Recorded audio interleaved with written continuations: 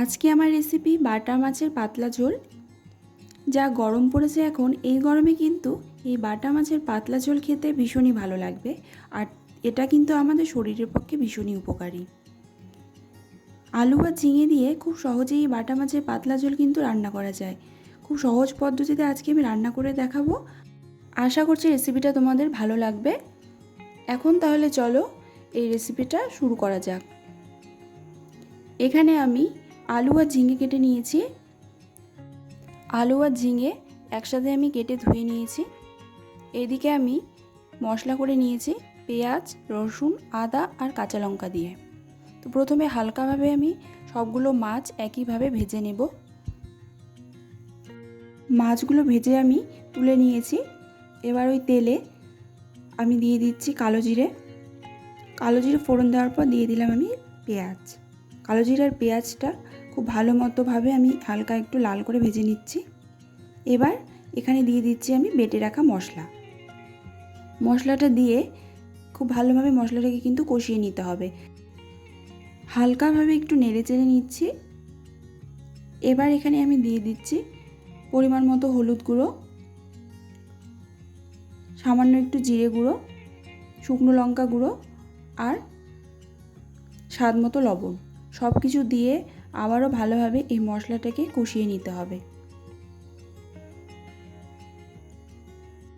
সব কিছু উপকরণ দেওয়ার পর আমি খুব ভালোভাবে মশলাটাকে কষিয়ে নিচ্ছি।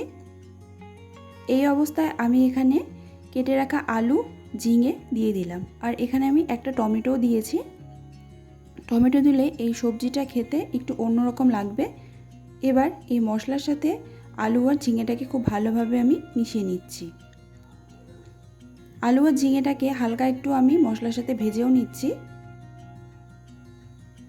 কিছুক্ষণ এভাবে নাড়াচাড়া করার পর আমি এখানে দিয়ে দিলাম সামান্য একটু জল দিয়ে আবারও এটাকে ভালোভাবে নেড়েচেড়ে নিচ্ছি। এবার আমি এখানে দিয়ে দিলাম পরিমাণ মতো জল। এই জলের ভিতরে সব কিছু সেদ্ধ হয়ে যাবে। এবার আমি এখানে ঢাকনা দিয়ে ঢেকে রাখবো 5 থেকে 10 মিনিটের জন্য। এবার ঢাকনাটা আমি তুলে নিলাম। দেখো খুব ভালো মতো কিন্তু ফুটতে শুরু করেছে জল। এবার আমি ভেজে রাখা মাছগুলোকে এখানে দিয়ে দিলাম। পরিমাণ মতো জলটা দিতে হবে যাতে জলের ভেতরেই সব কিছু বেশ ভালো মতো সেদ্ধ হয়ে যায়। আর এই সবজিটা রান্না করতে কিন্তু বেশিক্ষণ সময় লাগে না, খুব কম সময়ের ভেতরেই এটা তৈরি হয়ে যায়। এবার নামানোর আগে আমি এখানে ধনেপাতা কুচি দিয়ে দিলাম, দিয়ে আমি এটাকে নামিয়ে নিচ্ছি।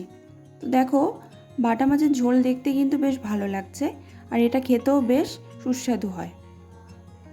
5 থেকে 10 মিনিটের ভেতরেই এই সবজিটা কিন্তু রান্না করা যায়।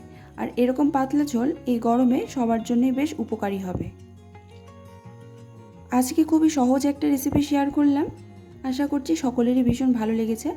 আর ভালো লাগলে অবশ্যই আমার রেসিপিটিতে একটা লাইক আর কমেন্ট করে দিও। আমার চ্যানেলে নতুন হয়ে থাকলে চ্যানেলটিকে সাবস্ক্রাইব করে রাখার অনুরোধ রইল। আজকের মতো রেসিপিটা এখানেই শেষ করছি। নতুন কোনো রেসিপির সাথে আবারও ফিরে আসবো। ততক্ষণে সকলেই ভীষণ ভালো থেকো আর সুস্থ থেকো।